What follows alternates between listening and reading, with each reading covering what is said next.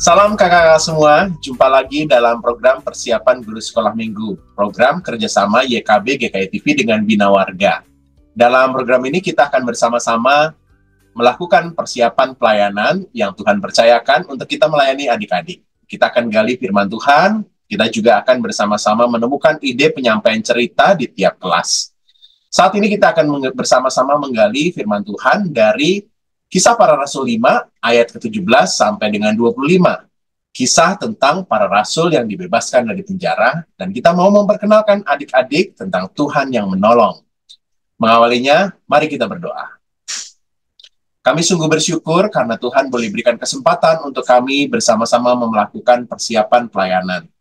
Ya Tuhan, tuntunlah agar setiap kami boleh dalam tuntunan Roh Kudus menemukan apa yang dipesankan dalam firman Tuhan dan ide-ide yang bisa kami gunakan di tiap kelas. Kami siap, Roh Kudus tuntunlah kami, dalam Yesus kami berdoa. Amin. Pertama kita akan bersama membahas bagian firman Tuhan. Kakak Pendeta Santi akan menolong kita untuk menggali Kisah Para Rasul 5 ayat 17 sampai dengan 25. Kak Santi, silakan. Terima kasih Kak Pendeta Hendra. Mari kakak-kakak kita siapkan Alkitab kita dari Kisah Para Rasul pasal 5 ayat 17 sampai 25. Saya akan baca untuk kita semua, diberi judul Rasul-Rasul dilepaskan dari penjara. Lalu mulailah imam besar dan pengikut-pengikutnya, yaitu orang-orang dari aliran Saduki, bertindak sebab mereka sangat iri hati. Mereka menangkap rasul-rasul itu lalu menjebloskan mereka ke dalam penjara umum. Namun, pada malam hari seorang malaikat Tuhan membuka pintu-pintu penjara itu dan membawa mereka keluar. Katanya, "Pergilah, berdirilah di bait Allah dan beritakanlah seluruh firman tentang hidup baru ini kepada orang banyak." Setelah mendengar pesan itu, menjelang pagi masuklah mereka ke dalam bait Allah lalu mulai mengajar di situ. Sementara itu, imam besar dan pengikut-pengikutnya menyuruh mahkamah agama berkumpul, yaitu seluruh majelis tua-tua bangsa Israel, dan mereka menyuruh mengambil rasul-rasul itu dari penjara. Namun ketika pejabat-pejabat itu datang ke penjara, mereka tidak menemukan rasul-rasul itu di situ. Lalu mereka kembali dan memberitahukan, katanya, "Kami mendapati penjara terkunci rapat-rapat dan semua pengawal ada di tempatnya di depan pintu. Tetapi setelah kami membukanya, tidak seorang pun kami temukan di dalamnya." Ketika kepala pengawal bait Allah dan imam-imam kepala mendengar laporan itu, mereka bingung tentang rasul-rasul itu dan bertanya-tanya apa yang akan terjadi. Namun datanglah seseorang mendapatkan mereka dengan kabar, "Lihat, orang-orang yang telah kamu jebloskan ke dalam penjara ada di dalam bait Allah dan mereka mengajar orang banyak." Iya, kakak-kakak yang dikasih Tuhan, kira-kira apa ya yang menjadi alasan para rasul yang tadi kita baca, Kisah Para Rasul pasal 5 ayat 17 sampai 25 itu dipenjarakan? Apa sih yang dianggap sebagai kesalahan yang sudah mereka lakukan?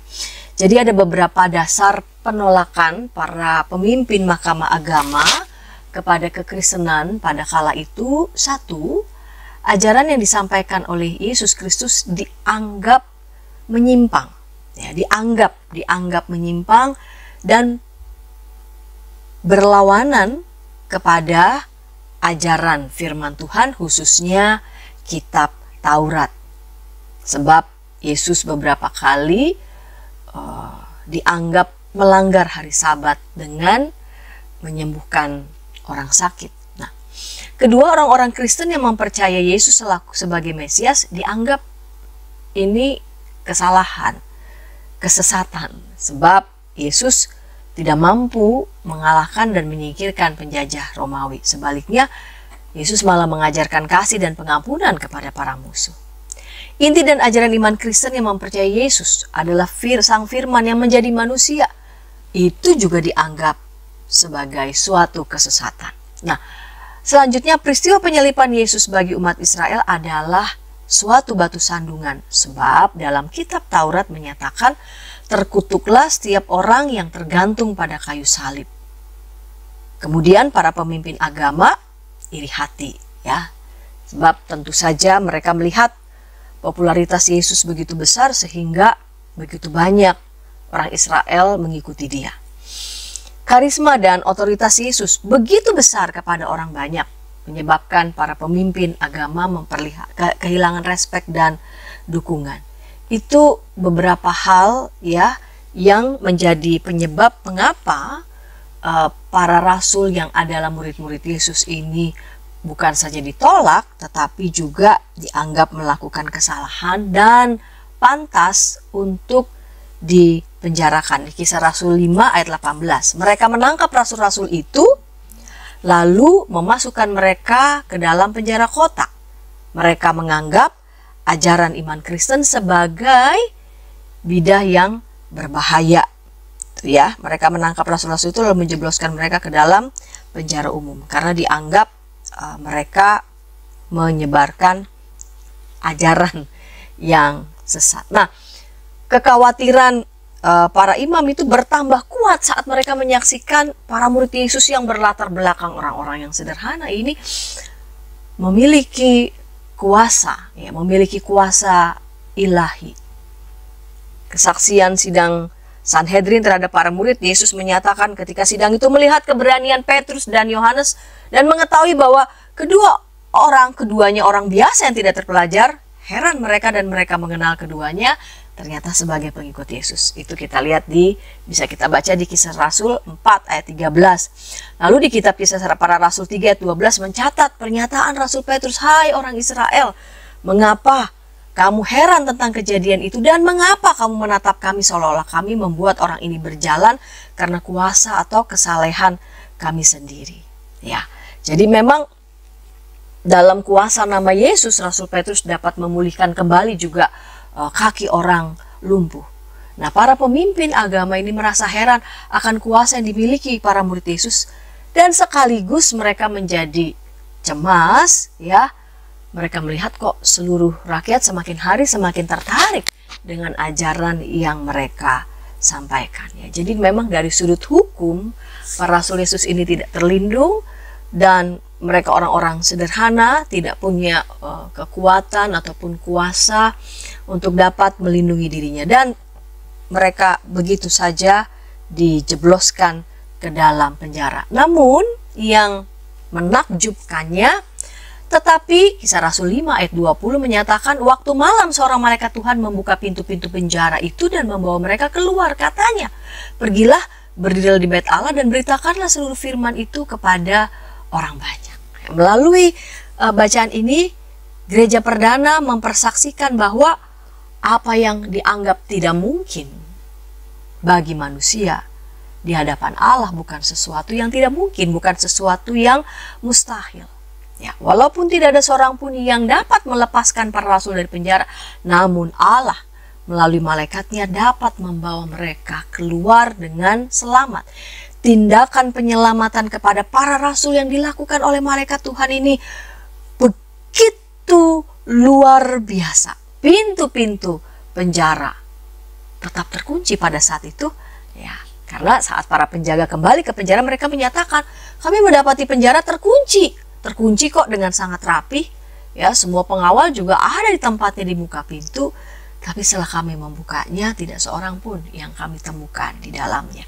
Ini adalah tindakan Allah yang menakjubkan, yang mengutus malaikatnya untuk melepaskan para rasul dari jeruji penjara, menyatakan bahwa ya, kekristenan yang diajarkan dan diteladankan oleh Kristus adalah kebenaran dan keselamatan. Dari sini kakak-kakak, mari kita lihat tujuan di setiap kelas Batita Balita. Anak memahami kisah para rasul yang dilepaskan dari penjara dan anak selalu memohon pertolongan dari Tuhan dalam doanya. Di kelas kecil, anak mengetahui bahwa Tuhan menolong para rasul, anak senantiasa memohon pertolongan Tuhan. Dan di kelas besar, anak mengetahui bahwa Tuhan menolong para rasul, anak senantiasa memohon pertolongan Tuhan. Demikian Kak Pendeta Hendra. Terima kasih Kak Santi sudah menolong kita menangkap pesan firman Tuhan, dan tinggal bagaimana ide yang bisa kita gunakan nih di tiap kelas. Tapi sebelumnya kita akan mengikuti beberapa informasi berikut. Kita jumpa dalam acara pembangunan jemaat pembangunan jemaat, setiap Senin, di minggu kedua dan keempat, pukul 20 waktu Indonesia Barat. Dapat Anda nikmati di channel YKB TV.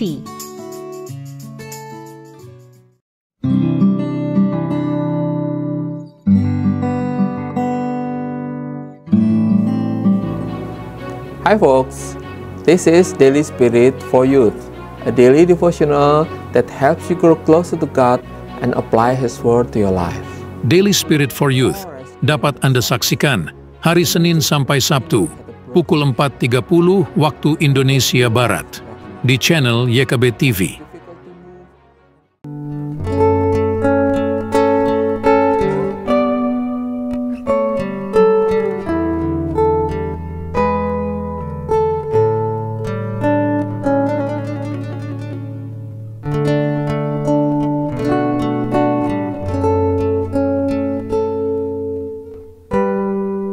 Masih dalam program persiapan guru sekolah minggu, kita sedang membahas kisah para rasul 5 ayat 17-25, kisah para rasul yang dibebaskan dari penjara. Kita mau memperkenalkan adik-adik tentang Tuhan yang menolong.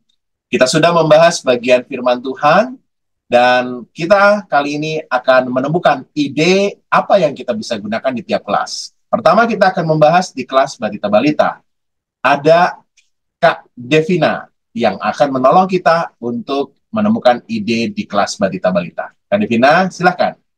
Baik, kakak-kakak, kita akan melanjutkan usulan saya untuk cerita dengan tema Tuhan menolong, belajar dari kisah para rasul yang dilepaskan dari penjara. Bahan Alkitabnya diambil dari kisah para rasul 5 ayat 17 sampai 25. Nah, tujuan untuk kelas Batita dan Balita adalah supaya anak paham tentang kisah para rasul yang dilepaskan dari penjara. Jadi, yang ditekankan adalah kisah para rasul yang dilepaskan dari penjara. Lalu yang kedua, anak selalu memohon pertolongan Tuhan di dalam doanya. Jadi, yang kedua, penekanannya adalah di dalam doa, anak-anak meminta pertolongan dari Tuhan.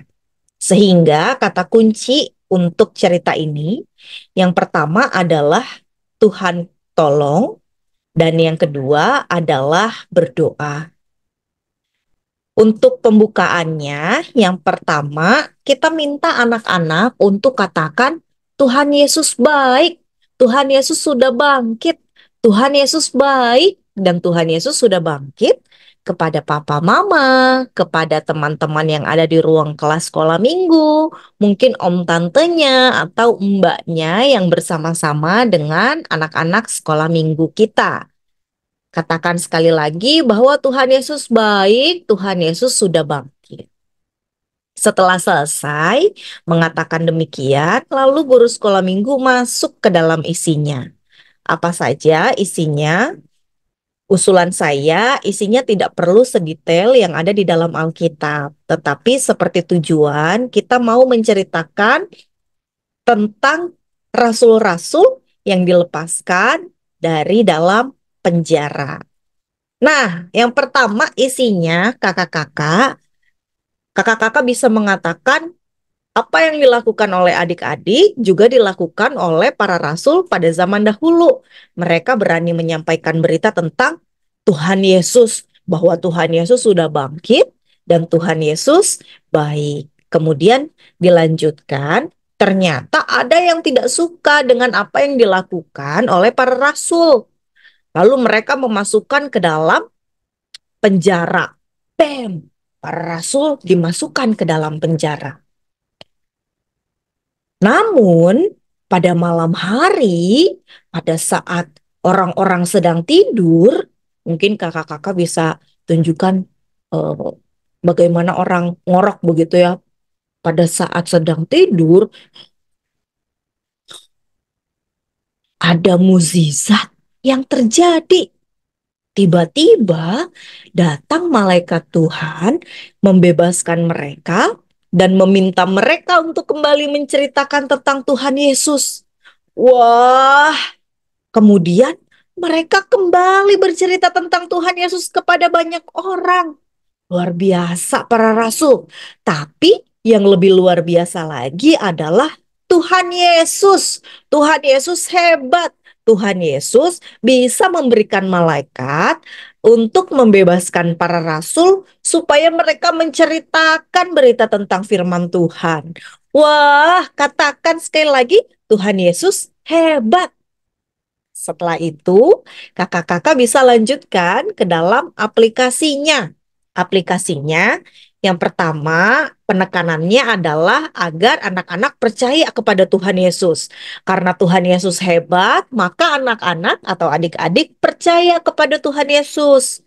Karena sudah percaya, maka adik-adik bisa minta pertolongan Tuhan Yesus untuk tolong adik-adik supaya adik-adik tambah tinggi, tambah pintar, tambah hebat, tambah kuat, tambah taat kepada Tuhan dan orang tua. Dan adik-adik bisa menceritakan tentang Tuhan Yesus kepada siapapun bahwa Tuhan Yesus is the best. Bisa juga kakak-kakak mengulang kembali apa yang dilakukan di pembukaan. Meminta adik-adik untuk mengatakan kepada orang-orang yang ada di sekitarnya di dalam ruang kelas sekolah minggu bahwa Tuhan Yesus baik, Tuhan Yesus sudah bangkit. Nah, demikian kakak-kakak usulan dari saya.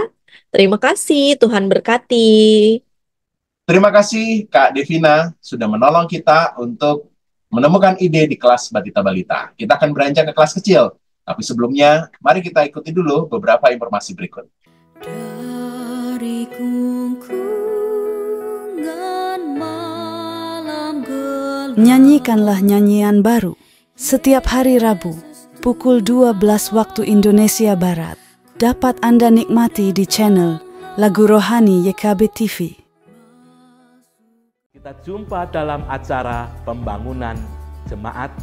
Pembangunan jemaat setiap Senin di minggu kedua dan keempat pukul 20 waktu Indonesia Barat. Dapat Anda nikmati di channel YKB TV.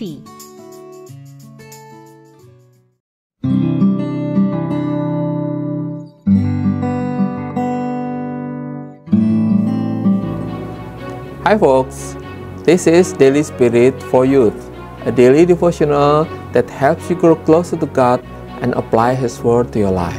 Daily Spirit for Youth dapat Anda saksikan hari Senin sampai Sabtu pukul 4.30 waktu Indonesia Barat di channel YKB TV. Masih dalam program persiapan guru sekolah minggu, program kerjasama YKB GKI TV dengan Bina Warga, kita sedang membahas kisah para rasul yang dibebaskan dari penjara menurut Kisah Para Rasul 5 ayatnya yang ke-17-25. Kita mau memperkenalkan adik-adik tentang Tuhan yang menolong. Kita akan membahas ide yang bisa kita gunakan untuk menyampaikan pesan firman Tuhan di kelas kecil, kelas 1 sampai dengan 3 SD. Yuk, ada Kak Helen yang akan menolong kita. Kak Helen, silakan. Halo kakak-kakak, sekarang kita akan bersama-sama mempersiapkan untuk pelayanan anak di kelas kecil. Tuhan menolong, belajar dari kisah rasul-rasul yang dilepaskan dari penjara. Tujuan pembelajaran anak adalah anak mengetahui bahwa Tuhan menolong para rasul. Dan yang kedua, anak senantiasa memohon pertolongan Tuhan. Saya akan mengajak kakak-kakak untuk mempersiapkan diri dalam hal cerita firman Tuhan. Mungkin bisa diajak anak-anak untuk yang sudah lancar untuk membaca Alkitab, bisa diambil beberapa ayatnya saja atau intinya saja atau dibaca seluruhnya.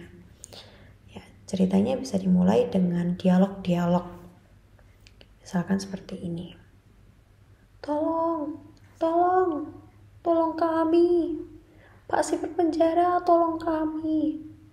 Kami tidak salah apa-apa. Kami bukan penjahat.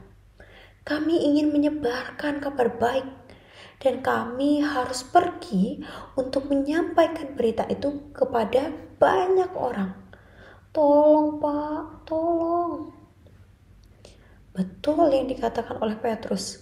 Bagaimana kami bisa menyebarkan berita keselamatan jika kita masih ada di penjara ini?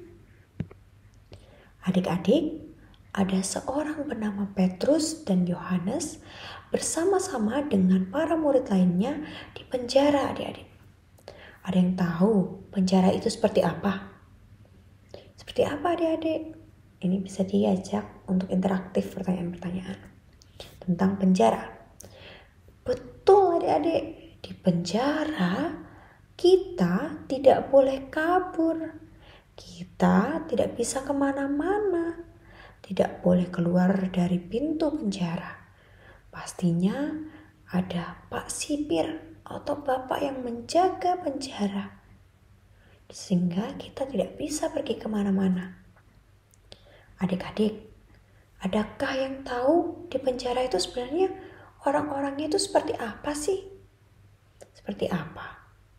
Betul, orang-orang yang jahat, orang-orang yang melakukan kesalahan atau pelanggaran. Ada yang mau masuk penjara?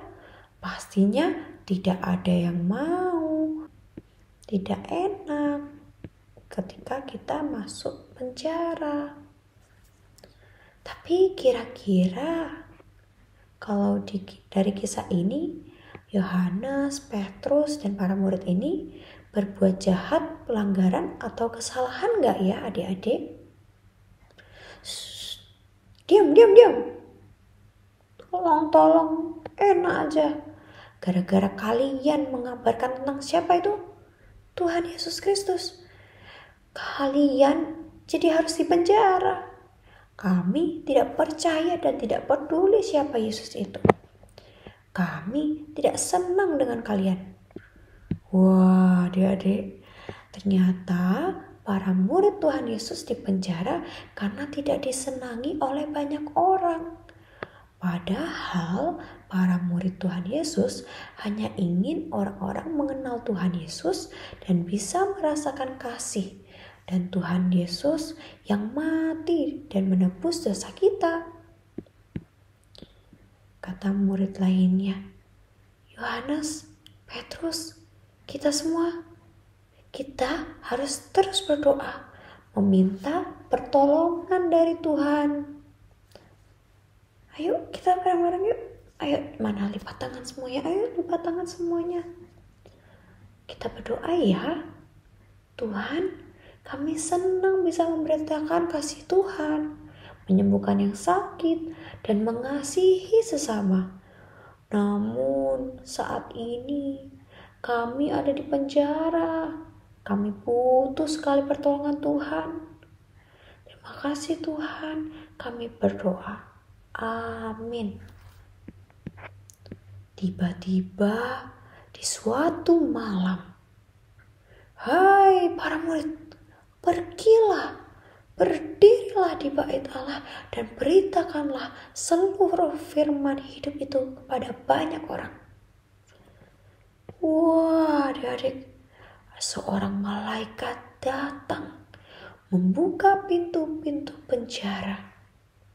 Para murid keluar dan seperti yang dikatakan oleh malaikat itu, mereka pergi ke bait Allah.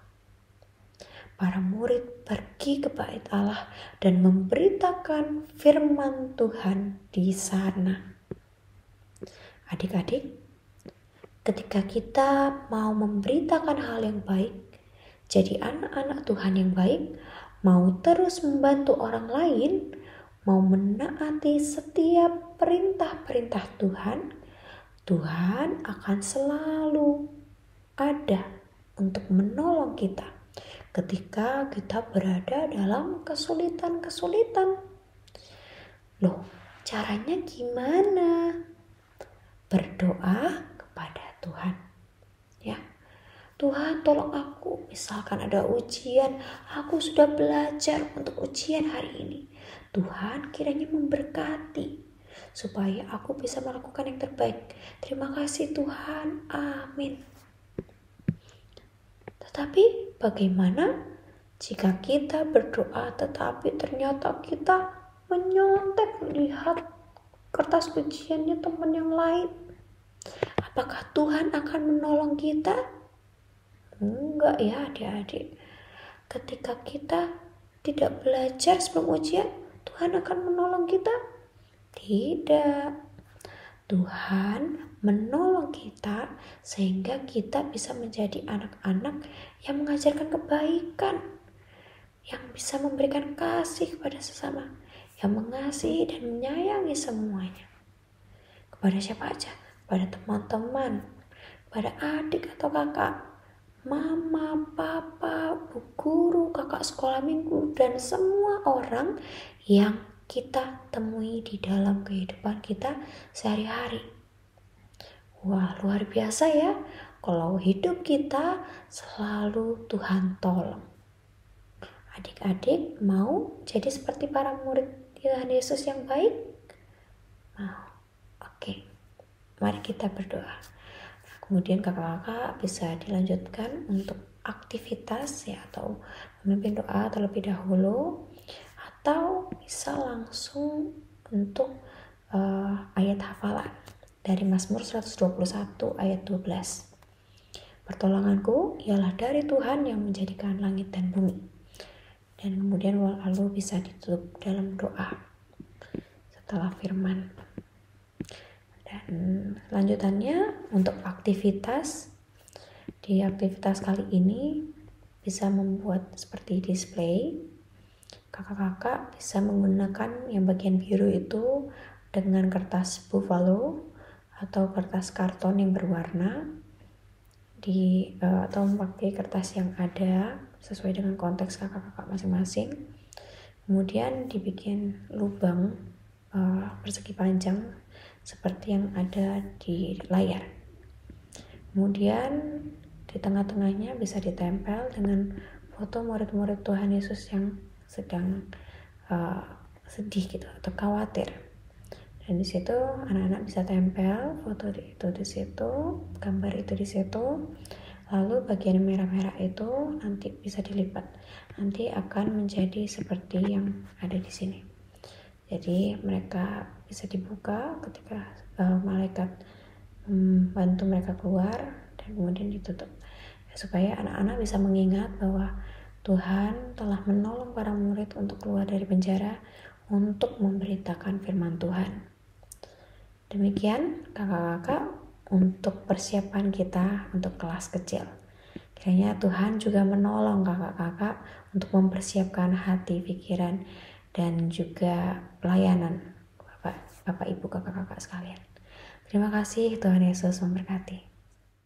Terima kasih Kak Helen untuk ide-ide yang menarik di kelas kecil. Kita akan beranjak ke kelas besar, tapi sebelumnya mari kita ikuti dulu beberapa informasi berikut. Dari kungkungan malam gelap, Nyanyikanlah nyanyian baru setiap hari Rabu pukul 12 waktu Indonesia Barat. Dapat Anda nikmati di channel Lagu Rohani YKB TV. Kita jumpa dalam acara Pembangunan Jemaat. Pembangunan Jemaat setiap Senin di minggu kedua dan keempat pukul 20 waktu Indonesia Barat. Dapat Anda nikmati di channel YKB TV.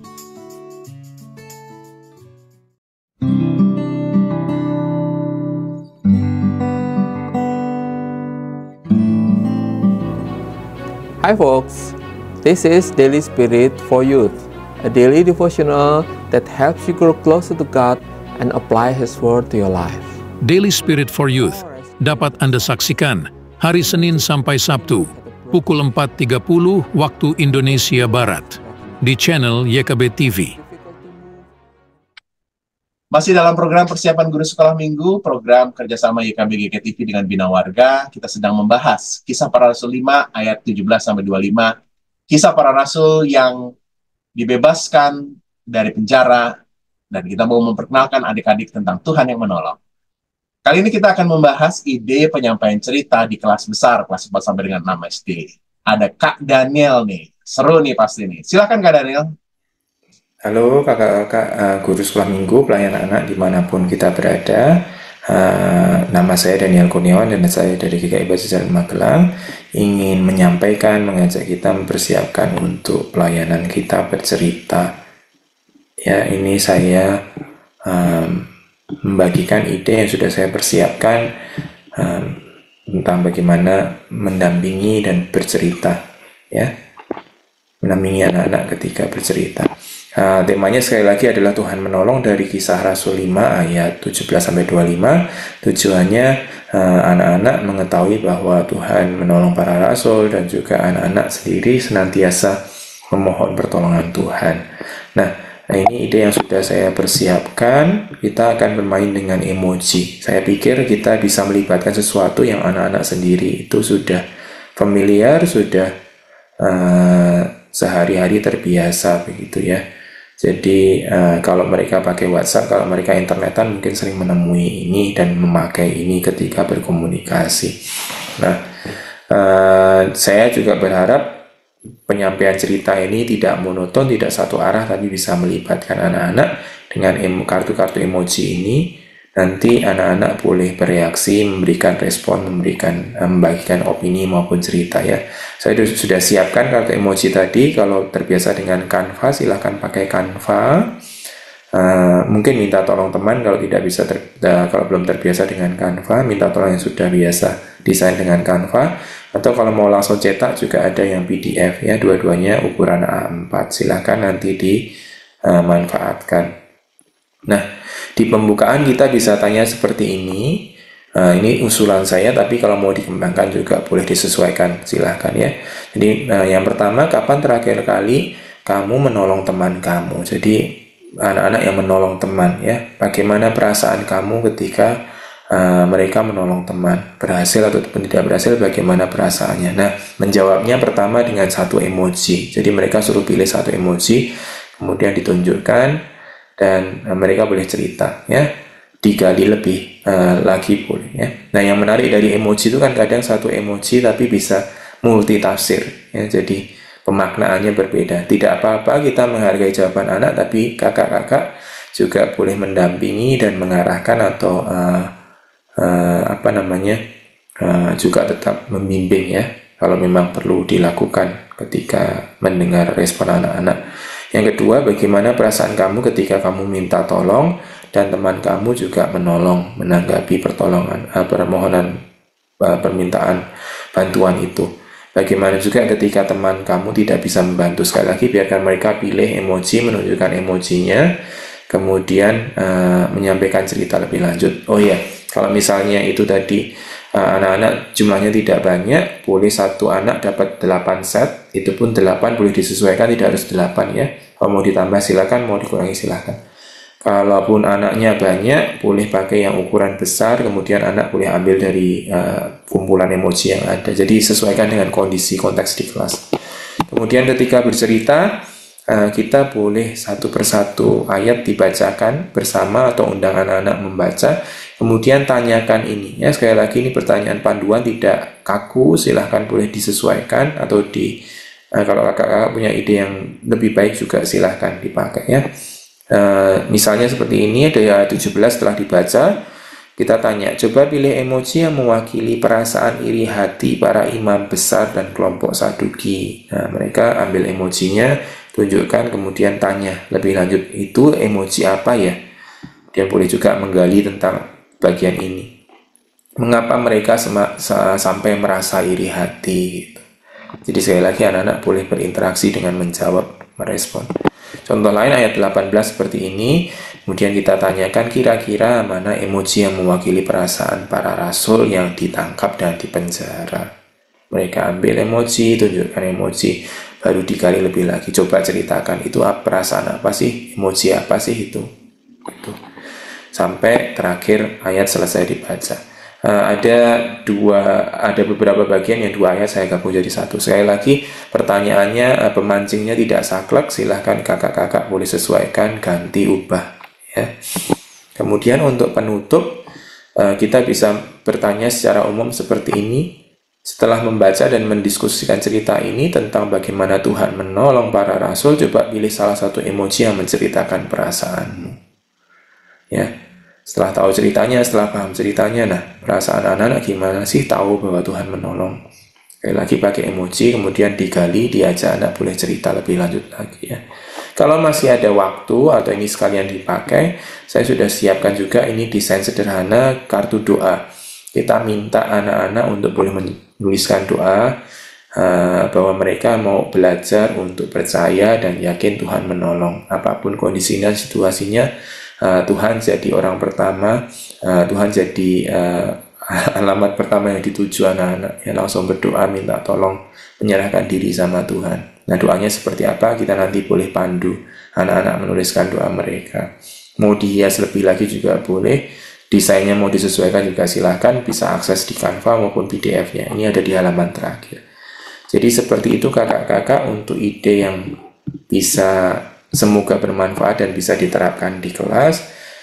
Boleh berinteraksi bersama dengan anak-anak juga ketika bercerita, ketika memahami kisah tentang bagaimana Tuhan menolong para rasul. Terima kasih, Tuhan memberkati. Terima kasih Kak Daniel untuk ide yang menarik di kelas besar.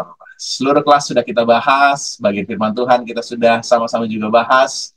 Demikianlah kakak-kakak semua yang kita bisa dapatkan, dan silakan kelola dan sesuaikan dengan konteks kakak-kakak masing-masing, dan terlebih daripada itu kakak-kakak sendiri harus bertumbuh dalam firman Tuhan. Yuk kita tutup bagian ini, kita berdoa. Kami sungguh bersyukur ada kesempatan kami mempersiapkan diri. Terima kasih untuk firman Tuhan yang menyapa kami, dan terima kasih untuk ide-ide yang kami boleh temukan dalam episode kali ini untuk kami menyampaikan cerita firman Tuhan. Tuhan berkatilah kakak-kakak, Kak Devina, Kak Helen, Kak Daniel, Pendeta Santi. Tuhan berkatilah mereka semua. Kami juga memohon penyertaan Roh Kudus agar setiap kami boleh mempersiapkan diri dengan baik, sehingga pelayanan ini boleh memberkati adik-adik dan setiap kami bertumbuh bersama. Kami bersyukur dalam Yesus kami berdoa. Amin. Sampai jumpa lagi. Tuhan Yesus berkati.